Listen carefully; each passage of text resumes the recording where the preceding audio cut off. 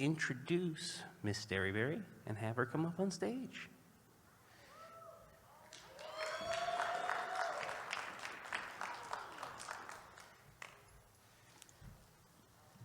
Hello, everybody. I guess it's just me up here, so I can take this down. Yes. Well, thanks for getting up early. It's not really early, is it? How many guys have been here for the entire con? Wow. How many just today? Excellent. So glad to see you. Can you hear me okay? Oh, good. Well, Chris, how do we start this thing? Meet me. Well, who's Chris? Chris, Tim, Sam. His name's Tim. But I mix up Ryan and Kyle. I mix up Tim and Chris. And a few others, Tony and Peter. I mix those up, don't know why. Do you guys have that in your brains where two names just, they can't get them straight? No? Okay, thanks, I feel dumb. Thank you, some corroboration.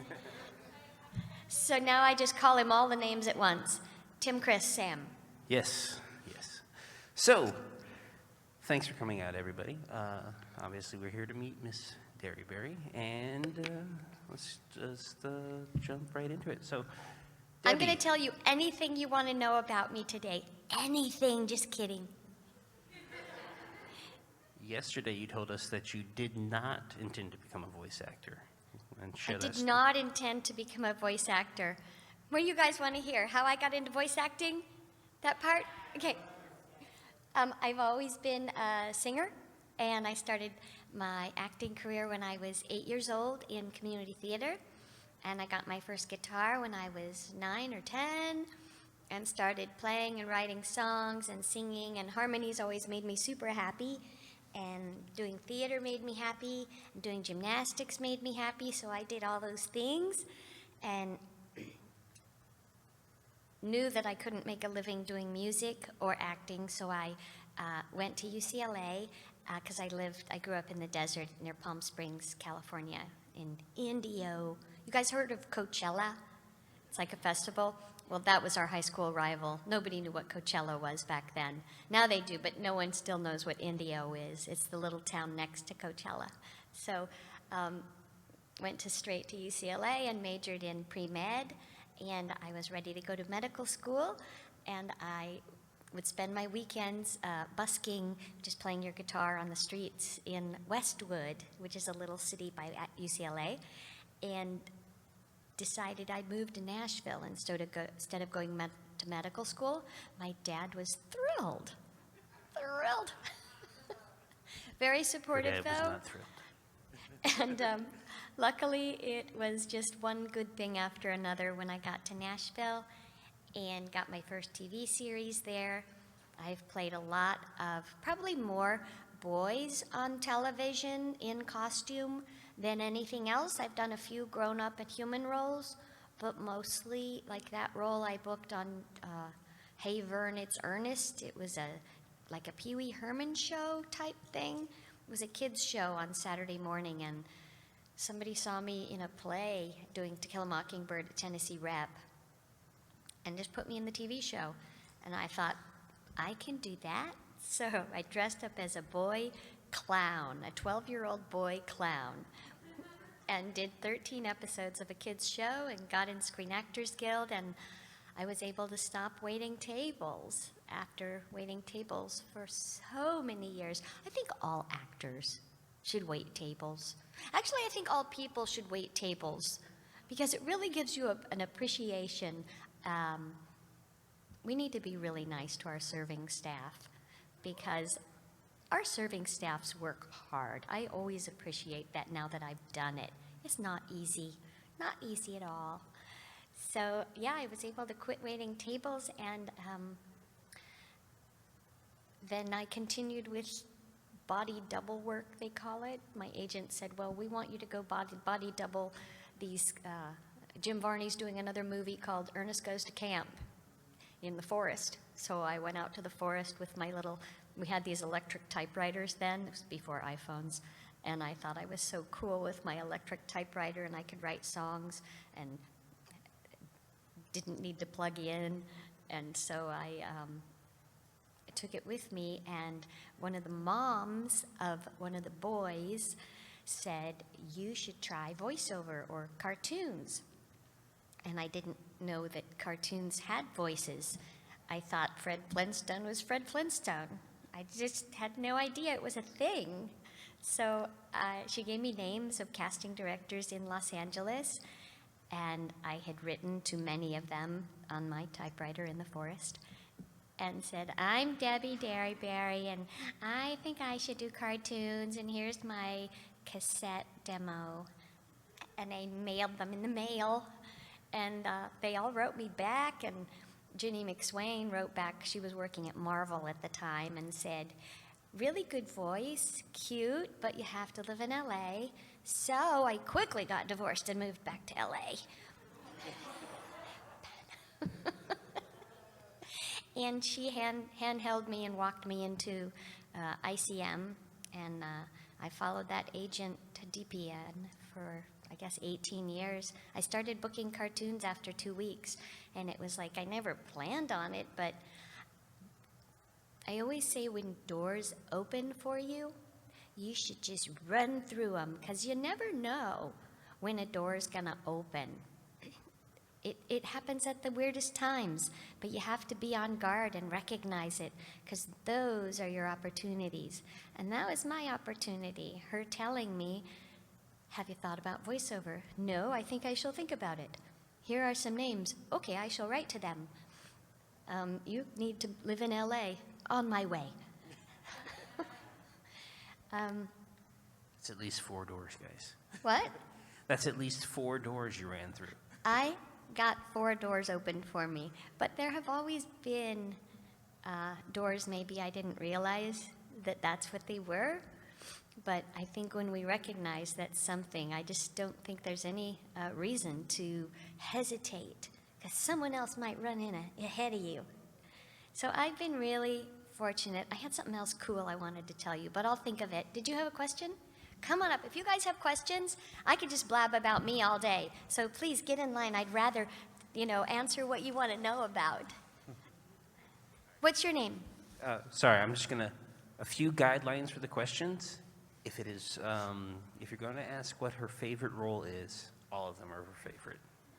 So let's try to avoid questions like that, because there's just so many different roles and so many different things that Debbie's done that she can't pick between them. All right? Thank you, Tim, Chris, Sam. Hi, I'm Ryan. Hi. Sorry, Kyle. Oh, hi, Ryan, Kyle. So my question is, do you recall your worst experience as a waitress? Yeah, it wasn't what I did, it's what I saw. There was one person in the restaurant I was working at in Westwood at a pizza place, and this one waitress, we called them waitresses and waiters back then, not servers, she was nasty. She did not like people, and this one table was giving her grief, and she was serving their waters, and they were being, granted, they were obnoxious and mean. She spit in it, she stirred it up, and she served it back to them. So another reason to be kind to your servers. Again, I didn't do it, nor I never have, but I saw it happen firsthand. It was so gross. Thank you, Debbie. You're welcome, Kyle, Ryan. Hello, Hi, what's your name? Rachel. Rachel, hi. Hi. I just would like to know if you have a favorite Disney movie, and if so, why? A favorite Disney movie, and so why? No, I like a lot of them that I'm in. I did work on a Miyazaki film called Kiki's Delivery Service a long time ago. I played the bitch witch, the senior witch who flies along with Kiki and says mean things.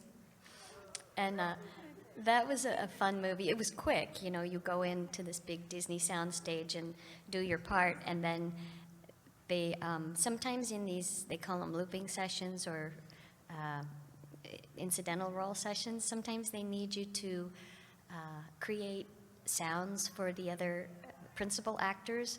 Like, because when the principal, Kirsten Dunst, is recording her lines, they don't always know what the animators are going to do. I mean, obviously they knew because the Miyazaki film was already made, but they had forgotten to get it, like her running or breathing or tripping. So I breathed for Kirsten Dunst a lot. Nice.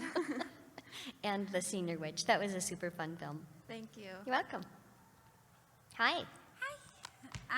My question for you is, what was it like being Dracula? Well, when we first started, they don't always tell you the name of the project or what it's going to be, and it was another Mattel project, and they called it Meadow Hearts. So I went to audition for Meadow Hearts, and the audition was this long paragraph of, "Hi, my name is Yakety Schmackety, and I like this and this and this." And it went on, and they said she's kind of, they call it a mid-European accent. So I put my Transylvanian or Russian accent on it, and they said, "She talks very fast." So I thought, okay, she talks fast, she's tiny, so I took the voice up high. And then when they cast me at it, oh, wait, I'm going to burp. Oh, it wasn't a good one.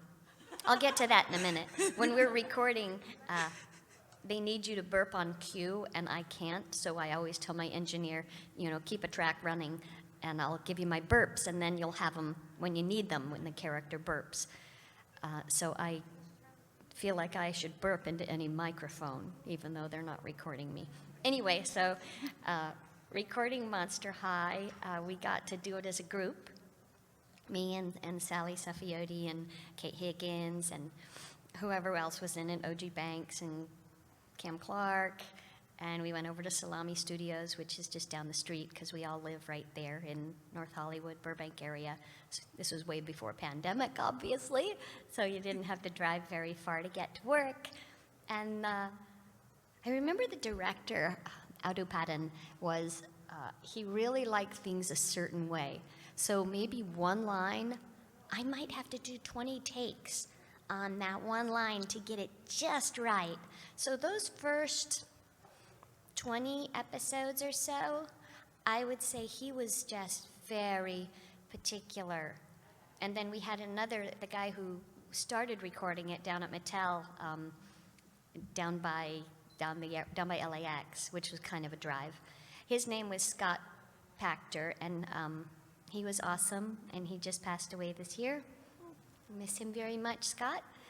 That would make me cry. But super fun recording, and also fun to work with Sally Saffioti, who did both Claudine and, help me out? Not Frankie. Cleo? Thank you, Cleo. Cleo and Claudine. And she could switch back and forth like Rob Paulson for those characters.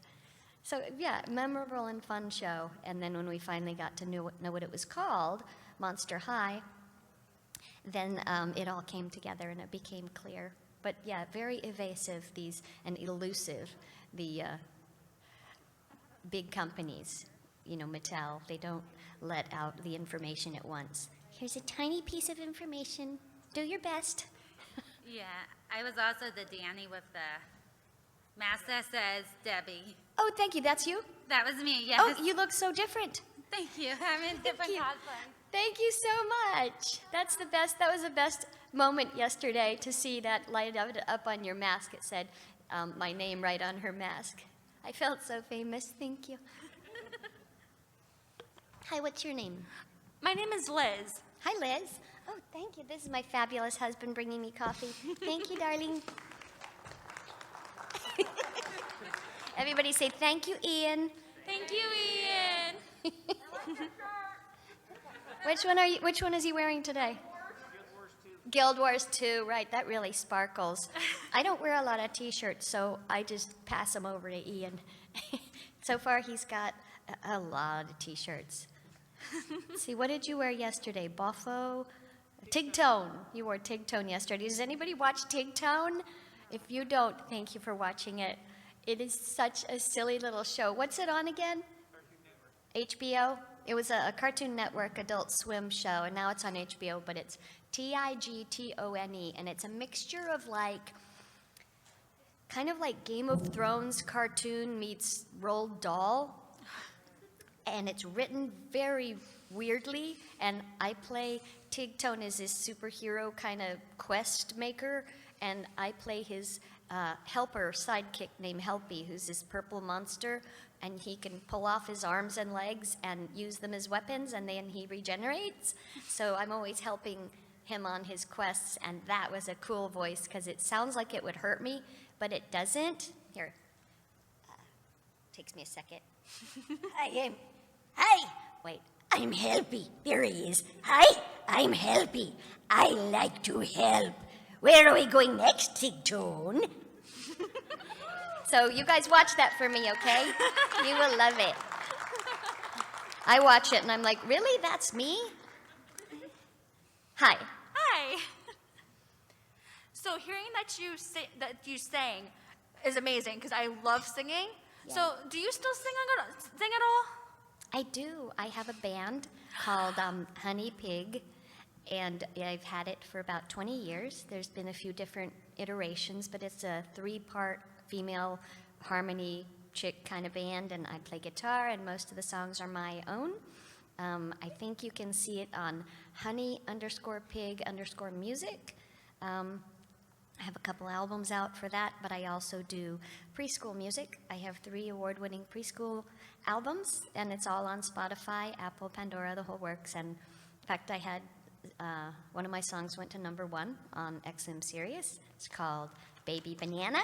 And so if you guys have preschoolers, or if you just like preschool music, you can look up Debi Derryberry and see all my music online. And we're getting ready to release a new single in the next month. Just so many steps to releasing a single. But yeah, music is my passion. I still love it. My husband plays bass, It's and my he's passion in the band. too. What? It's my passion too. Isn't it awesome? I have a theater degree, so Oh, perfect. What kind of music do you play? oh my goodness, all kinds. Excellent. Do you have a band? I do musical theater. Oh, that's so fun. Good for you. Keep up the good work. Thanks. Hi there. Hi. Great Debbie. costume. Thank you. I don't Remember me really from play video yesterday. games. Who is it? I'm Gianna, and I'm cosplaying as Free Justine from Fairy Tale. Okay. And I have Well, a you look question for great. you. I would just wear that raincoat just because it's cool. Oh, thank you. Here's my question. As much as I love you voicing as Coco Bandicoot, how was your experience voicing as Diana in Sailor Moon? That was in voiceover, we call it when someone just throws you a bone. My girlfriend who engineers over at Studiopolis called. She says, Debbie, get in here. I just need you to do a cat. I said, okay. And I just ran over to Studiopolis, and I did this one-off on a cat. And she's like, no, this is Diana. Her name's Diana. I said, okay. And then I started paying attention. I'm like, oh, this is a big deal. People really like this show a lot, and I get to be Diana, and I didn't realize it was such a big deal. And so I'm really honored, and I think I should have been a little less cocky when I first got that role, because I'm really proud of doing it now. I never record with anyone else because it's anime, and in anime, we all go, the picture's been done for years already, so you go into the booth, they have a monitor, you get to see the action, and you see the words next to it, and it's a whole different part of voiceover doing anime because you have to learn the dance pretty quickly and get in this groove with your director, and it has to match the lip flaps, and the director has to have permission to rewrite if there's too many things going on with the lip flaps and they don't match the words. So you have to look at the line, let your mouth do the line, look up to the words, match it, and then stick your acting in it too. And with Diana, she's never really effervescent. I think the little things with Diana are because in between lines she'll jump up or jump down or be running, so there's all these little hi or that go along with the lines. But I think she's just adorable, and I'm so surprised how many fans there are here at this particular con for Diana. She's really cute, isn't she? Yes, I agree. You sound adorable as her. Thank you. I really And I'm appreciate glad you it. took that opportunity and went with it. You just Sorry, gotta I can't hear you. Well, I'm glad you took the opportunity and went with it. Because What did sometimes you say? you just gotta roll the punches. Yeah, I still can't hear you.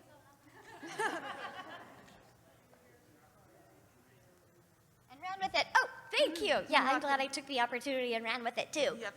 I shall continue. And sometimes you gotta roll the punches. Yep, and run through the doors that open. And don't be cocky. And fight for love and justice. Thanks. Good job. Thank you, Debbie. Thank you. Hi, my name is Angel, and Zatch Bell is like one of my favorite animes ever, and I just wanted to know, like, how was it, being the voice of Zatch for the English dub? Well, we never really know how things are going to go when we start voicing them. So I auditioned, and my challenge was to make sure he stayed far away from Jimmy Neutron, which I obviously didn't do a very good job of. But I thought I'll give him this, signature laugh that Jimmy doesn't do. So Jeff Nimoy, the director, who, yes, is related to Leonard Nimoy by being a cousin somewhere down the line. And so Jeff and I kind of spent a few minutes coming up with that thing. And, when he first came, he was naked. And they decided they didn't want naked Zatch, so they drew a little sailor dress on him. And that's how I always knew him, but they told me he was naked at the beginning. I think some of the Xeno sessions were harder because I gave him a voice I shouldn't have given him because it was bad for me to do that. I don't know, it's kind of like it was kind of raspy. So there weren't a whole lot of bad sessions like that, but usually I gave my voice a day rest after Xeno sessions. But Zatch was pretty easy, and I think the guy who played my buddy, what's his name? Yeah, he drove in from Arizona every week, which is a long way if you don't know. It was probably like a 8 or 9 hour drive. He had to drive in to record his sessions for that. But it was over at another location of Studiopolis. I love those people at Studiopolis. So it was great. I wish they had finished it because I have to incur the wrath of all the fans who are like, why didn't you finish it? It wasn't my fault. Thank you. Thank you so much. You're welcome. Was that it? Thank you. Hi. Hi. How are ya? I'm great. How are you feeling? Cold. Yeah. Big It's mood. cold. I have my coffee. Thank you, Ian. But my question is, it's funny that you actually mentioned Jimmy, because my question was, I've always wondered, do you, as you're playing Timey in Guild Wars, have you kind of like embraced that energy that Jimmy had, just specifically because she's like all like that, the brains of the operation of the pact, like of the group?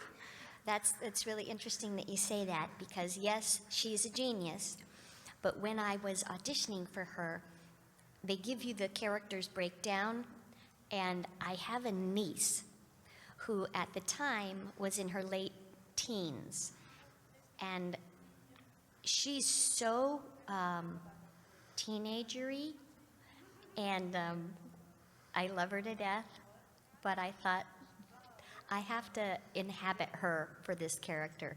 So I always hear her in my head for the emotion of Timey.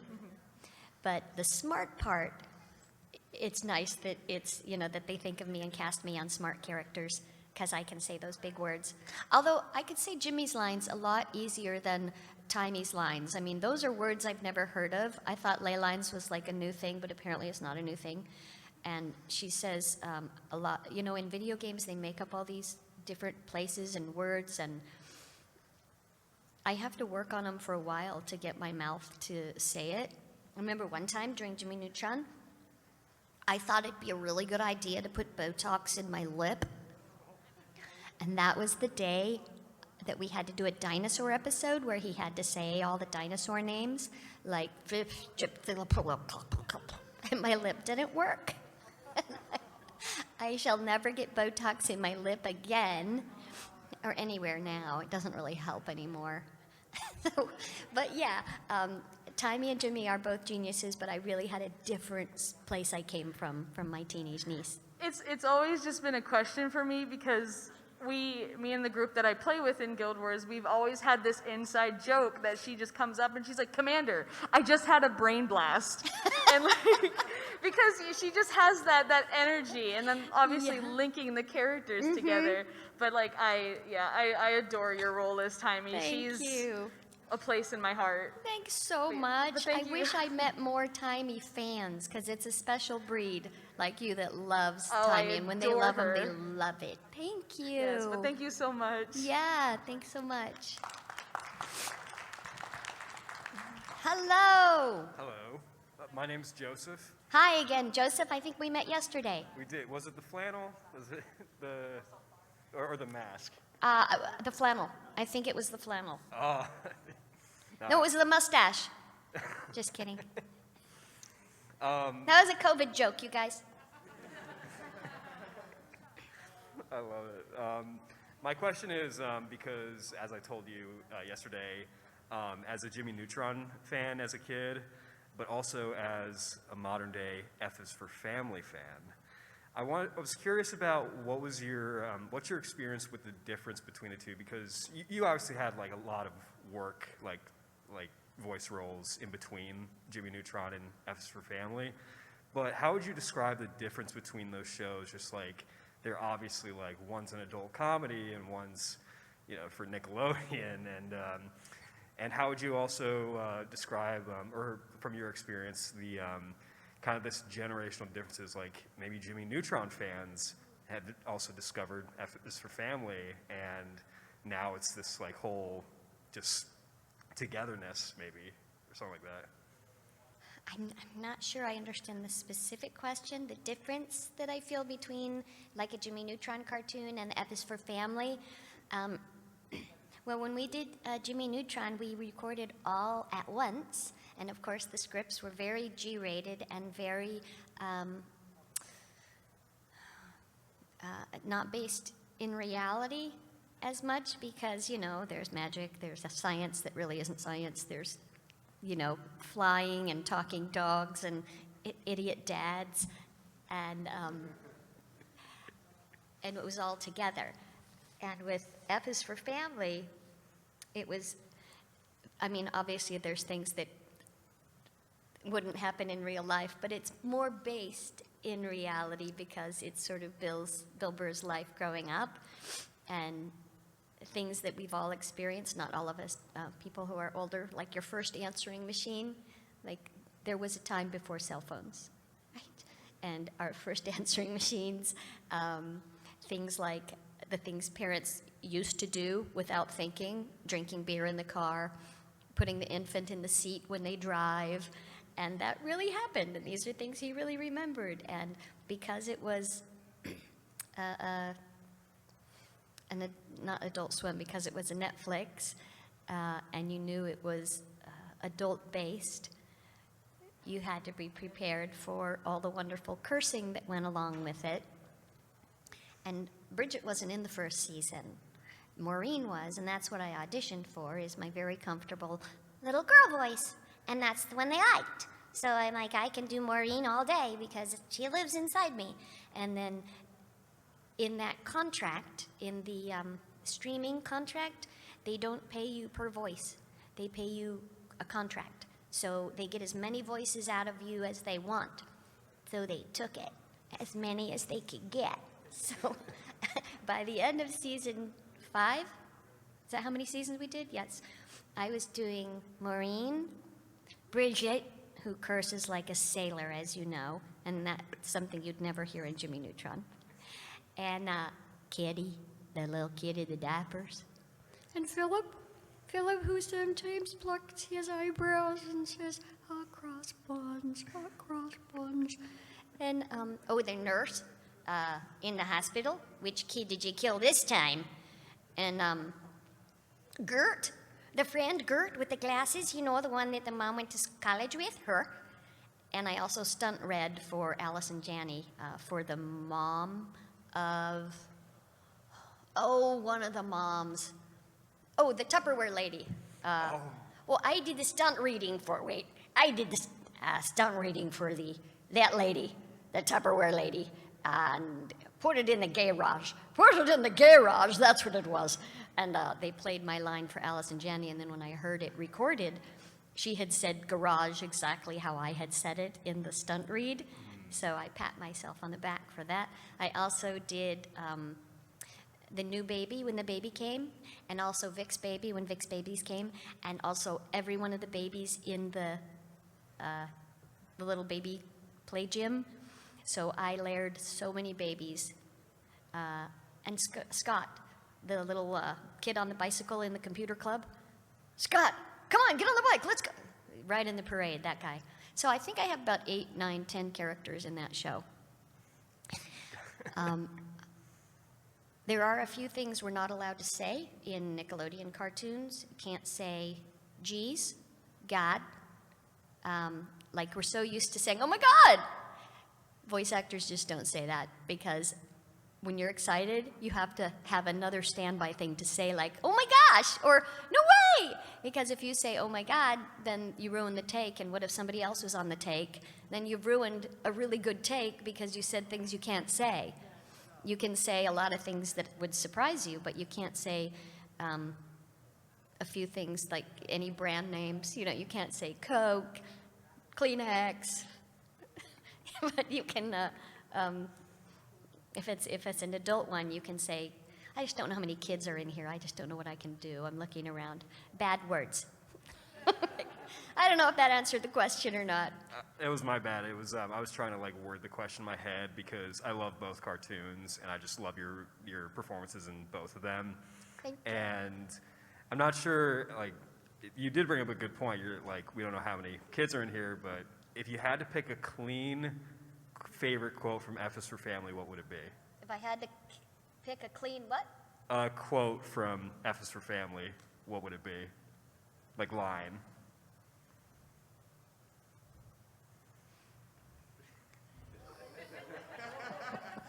You're asking me a favorite. I like them all. Sorry. There's just so many of them floating in my head. I'm a schizophrenic in here. There's tons of lines floating around. I like when Maureen says, does that mean I can't be your princess anymore? And I like Kenny when he says, you gonna eat this here cocktail wiener? When he's holding the firecracker. There's a lot. And of course, Philip is ripe with things to say. Yeah, like, I always love his first line, like, can Billy come out and play? Like, What'd you say? like his first line when he's in the cul-de-sac and he's like, can Billy come out and play? Can Billy come out to play? Thank you. You're welcome. And thank you. Thanks. Sonic! Oh, you you know doing? that one, right? I'm back with a new question. Okay. I'm here with the same answers. Like when you were playing Jimmy Neutron, like for Jimmy, like we all know that he is a genius, but he is also a boy, hence the title of the show, Boy Genius. And even though he's really smart academically, he also has to deal with the challenges of being a boy, like dealing with going to school with other students, being a good friend, dealing with girls, especially Cindy, and the fact that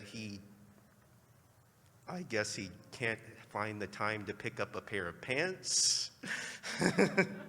I mean, that whole episode could have been avoided if he just took a few seconds out of his time to just pick up a piece of clothing. But my question was, like, gearing towards the saying like, no matter how smart you are from an academic standpoint, the best teacher you can have is life itself. I was wondering if you agreed with that.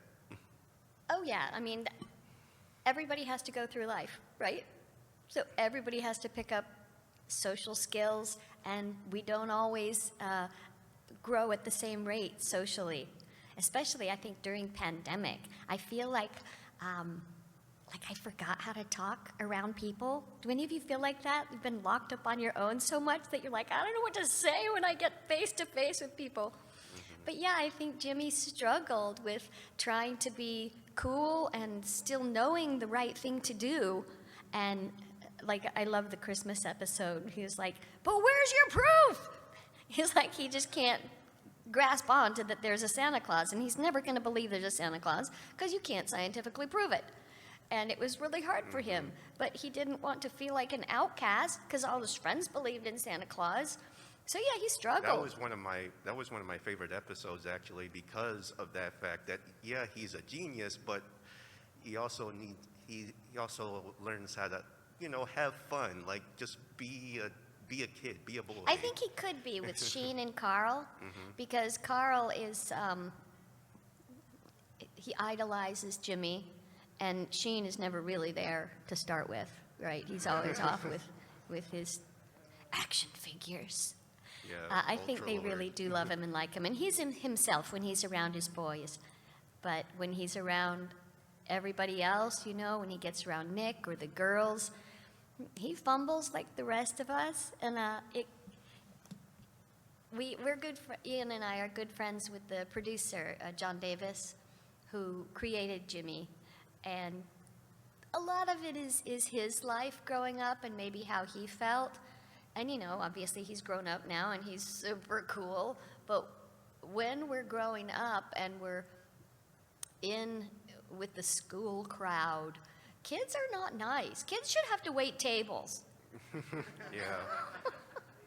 I also liked it because I had to deal with that growing up too, so I related to Jimmy.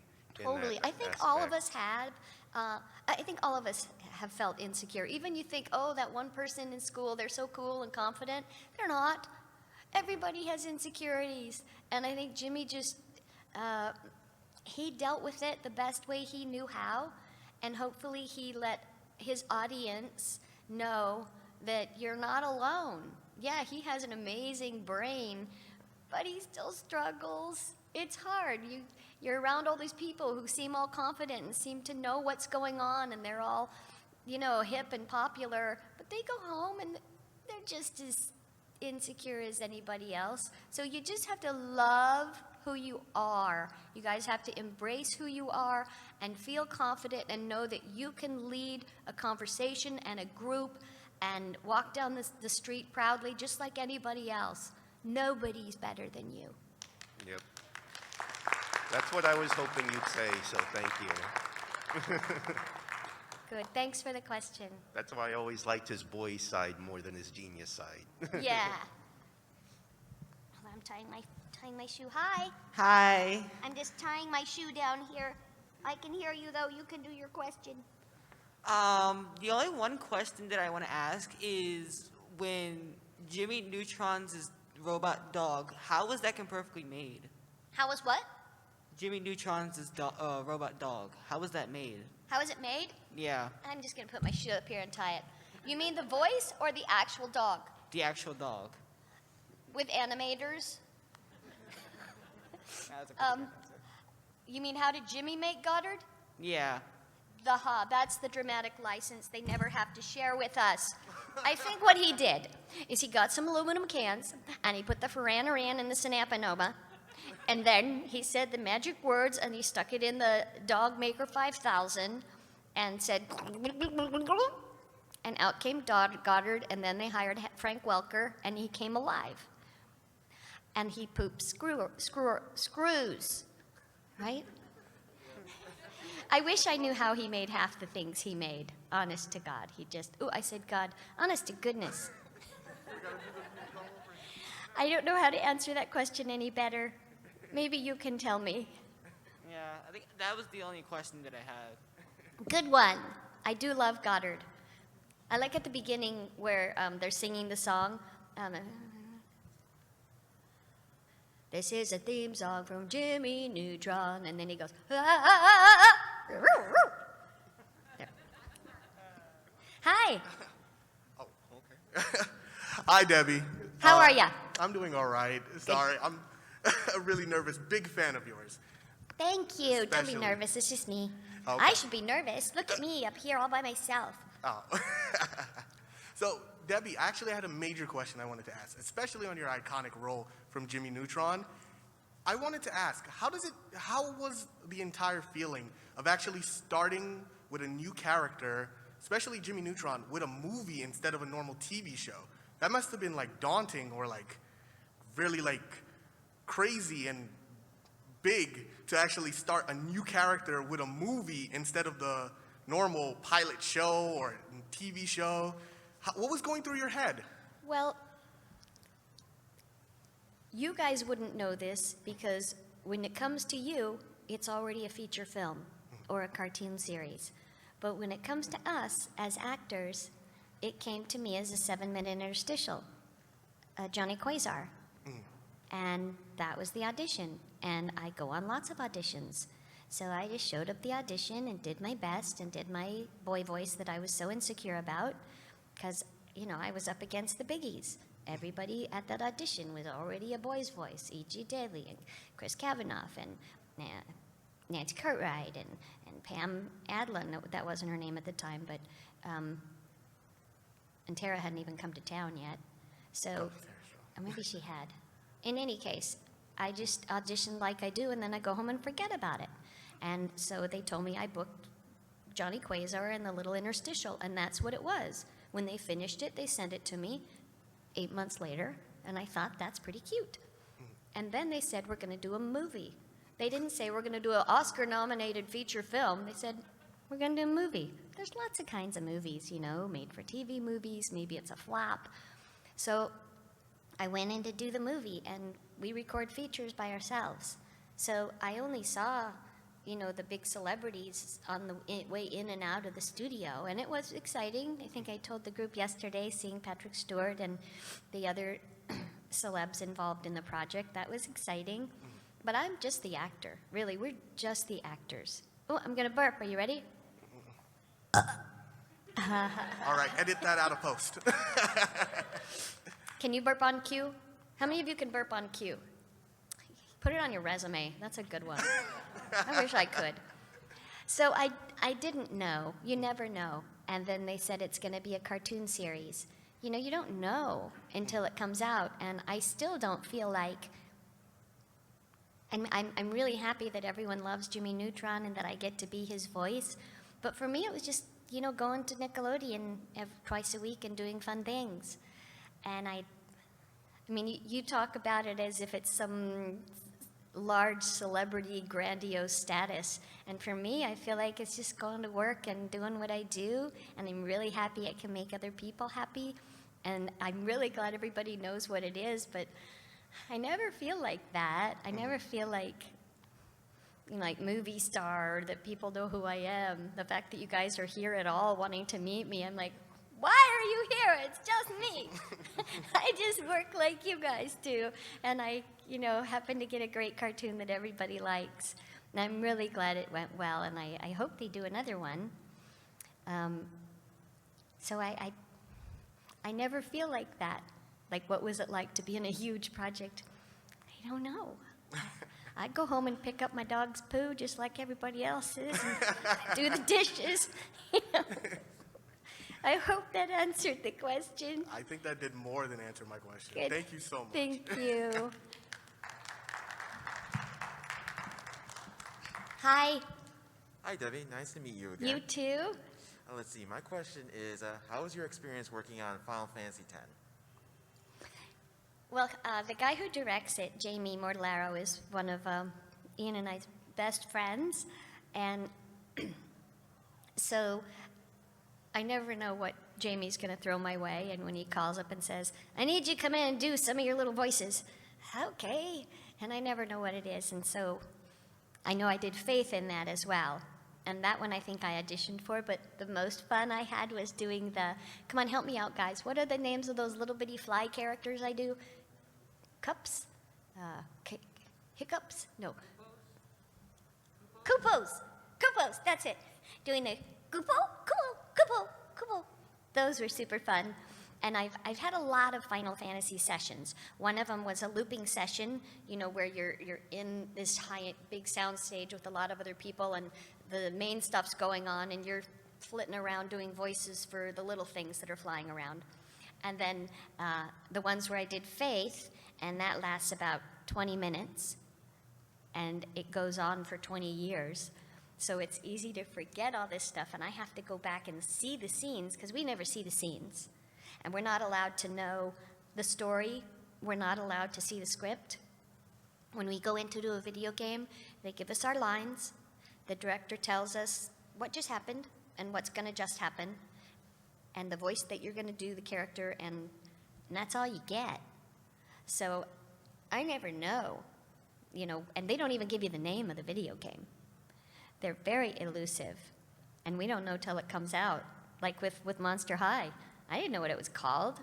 It was Meadow Hearts, I guess. But I was amazed at how many fans there are for Final Fantasy, and there's just so many different chapters, I guess, iterations. Which one was I in? 10. What, 10? 10, yeah. See, there were 9 I didn't even know about. But I like I just made a new video game demo. I think I just had it put up on my YouTube channel. If you guys want to see did you see it yet? My video game demo I just put up on the YouTube channel? Goody. My friend Joe put that up for me. He runs the, what's that word that starts with the D? That's like Facebook? That's like, Discord? Yeah, Discord. The new Discord Jimmy Neutron, Mark DiCarlo group.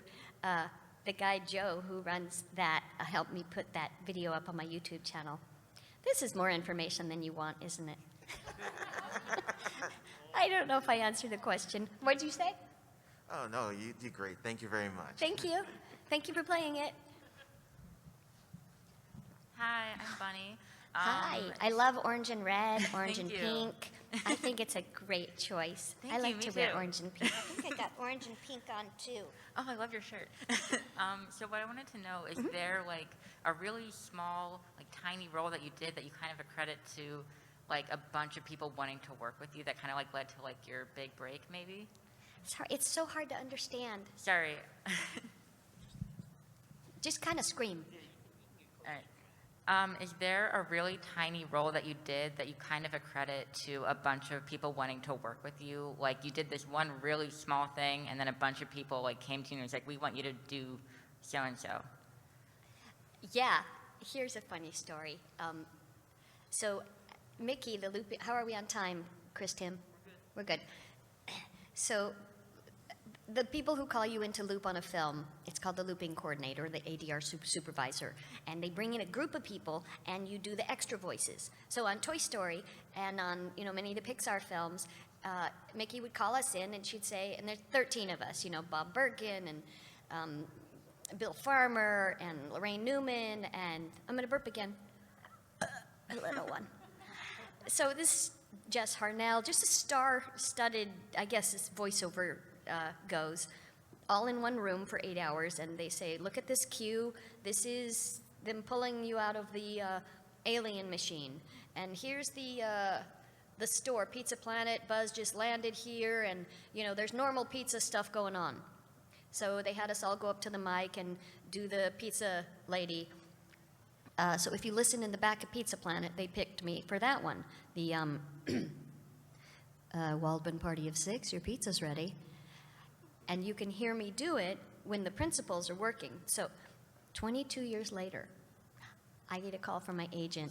Disney wanted me to voice one of the voices in the Pizza Planet ride, and they wanted that same voice from that movie 22 years ago. So they called the ADR supervisor, Mickey, and they said, who did that? So she looked on her records, and that was Debbie. So Disney, it's a different department, the one that casts ride voices. So I went in and did the voice 22 years later from that tiny little moment of the day. That's pretty crazy. So now everybody, and plus the alien voice too, you know, that was just 7 of us in front of the mic going, pick me, the claw. Who knew? And so I had no idea that the aliens were going to be like a thing. So again, that was one of those little things that kind of exploded on me, and it was happy. All right, thank you very much. Thank you. Great question. Hello there, how are you? Hi, I absolutely love the jacket. It looks beautiful on you. Can you get really close to the mic and scream? I love the jacket. It looks really good on you. Oh, my Jimmy Neutron jacket. Yes. I have so many And of these crew jackets. I never know what to do with them. I pulled it out of the box. You can always and put it on. frame the jackets. If they don't fit you, you can frame them. People do frame clothes. They do what? They frame their clothes. Oh, yeah. But I'd need real estate wall space to do it. It's all filled with cells and cartoons. Oh, yeah, true. Shoot. You're right about that. Okay. I can cut it up into dish towels. Yeah, you're right. I did want to say that before my question, I did draw a character of mine who I actually interpreted your voice to. I can see you acting her very well. She's a high school teen, but she sounds like literally Pinkie Pie from MLP. Oh my And gosh. I could see you acting her so well. Thank you. Well, I hope that you create a pilot for her and put her on YouTube I'm and then actually email me and let me might. voice her. I might do it soon. You need to do it. That's how stuff starts. I mean, look at Miraculous Ladybug, right? True. That just started as a silly little YouTube thing and it exploded a little bit. You're right about that. That's the way of the future. Wait, that's a line. That's the way of the future. That sounds familiar. I don't know. Okay, my question is from one voice actor to another. Was there any particular project of yours that you were somewhat nervous for, like you didn't really have a voice, like immediately in your head of that character? They had to really like sum it down. Yeah, I will tell you a story that happened about 2 months ago. They called me over to Mark Grau Studios because they know my husband's British, so sometimes they throw British auditions or jobs at me, even though my husband laughs at me. He says, it's a pretty bad accent, girl. So yeah, I'm still working on my British accent. Yeah, it's a too. tough one because there's so many different ones. So I go in and they said, it's a little British boy. I said, oh, I can do that one. And they said, no, wait, no, first they said, it's a little boy. And I'm like, yeah, I can do the British boy. Oh, it sounds like Jimmy, doesn't it? And then they said, wait, he's British. But wait, he's actually 600 years old. So he's more grown up and he's more British and he's a boy. And I'm like, oh, well, that's not exactly what I had pictured in my head at all.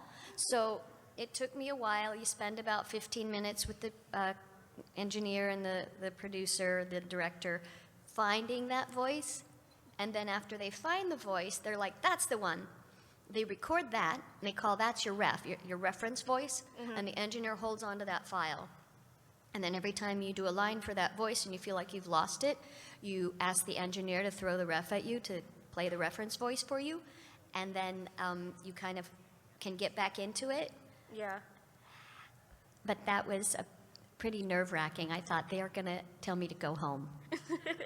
I have published a few of my own director's cuts of some of my voices. And there was one time where I was doing a Teen Titans Go kind of thing. I was doing Teen Titans. And there was a random little cameo of just a little kid, like a little boy, who was an Aussie. And I've never done an Aussie. And I was trying to figure it out, and I'm like, you know what? Let's just do an Animal Planet kind of voice. Everybody likes those kind of voices. And I managed finally to get that voice after like 2 hours of trying to get that voice. Yeah, so the accents are things that we have to work on as voice actors on our own and Yeah. have come to the table with it and advertise whether we can actually do it or not. Like, I really stay away from a German accent, a Norwegian accent. I feel like I'm not competitive in it, so I don't bother. Do you have a voice agent? No, but the person who I tend to go to with my voice stuff is actually my friend, Liz. Since Cool. they are still kind of semi-teaching me how to do accents. Hi, Liz. Hey, you guys.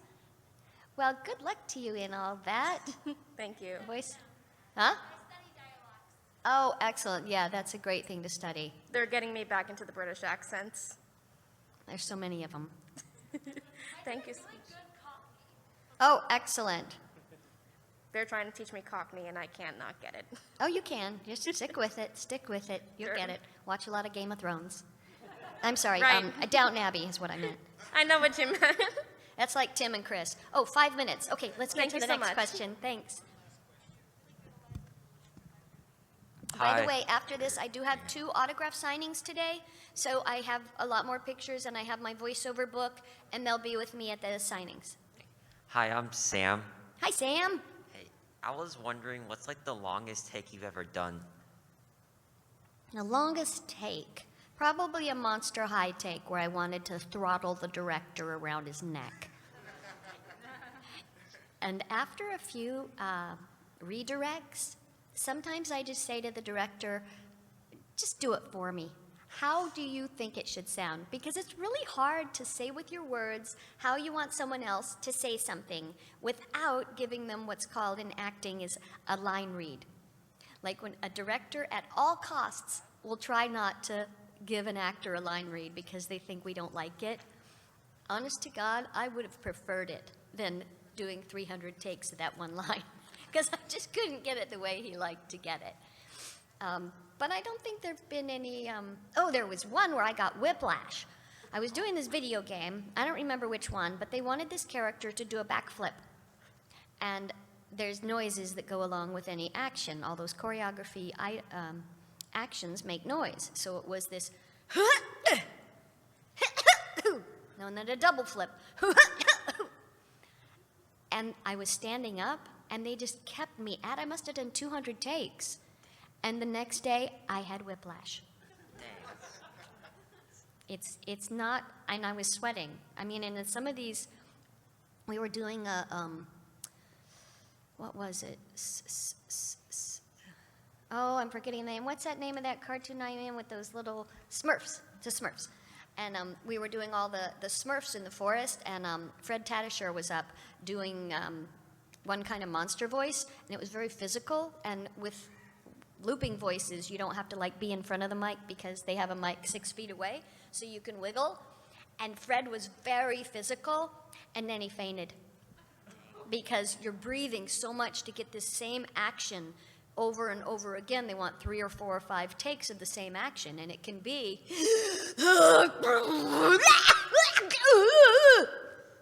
do it again. Okay.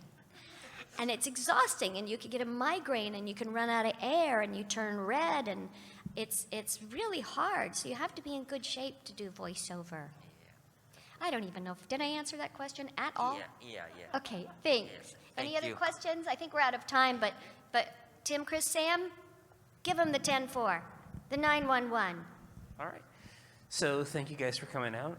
We will be over in the TELUS 360 room, just across the parking garage at 1:30 for autographs. And then that'll be about an hour and a half. And then we'll have a short break, and then we'll be back in there again till about 4:30 doing autographs. Yes, and I would love it if you guys would indulge my social media. I passed 1.1 million on TikTok this last month, so thank you. I would love it if you would follow me on TikTok and Insta and all the other things, Twitter, and I'm not on that one that starts with a D yet. What do you call it again? Discord. Discord. But there's a lot of different Discord servers that you would be Okay, joining. well, I'm not there yet anyway. But you can watch the YouTubes and like it and subscribe, and especially the TikTok. And thanks for being here. I really appreciate it. I hope you all have a wonderful day and stay safe. Thanks for coming out, everyone. Thank you.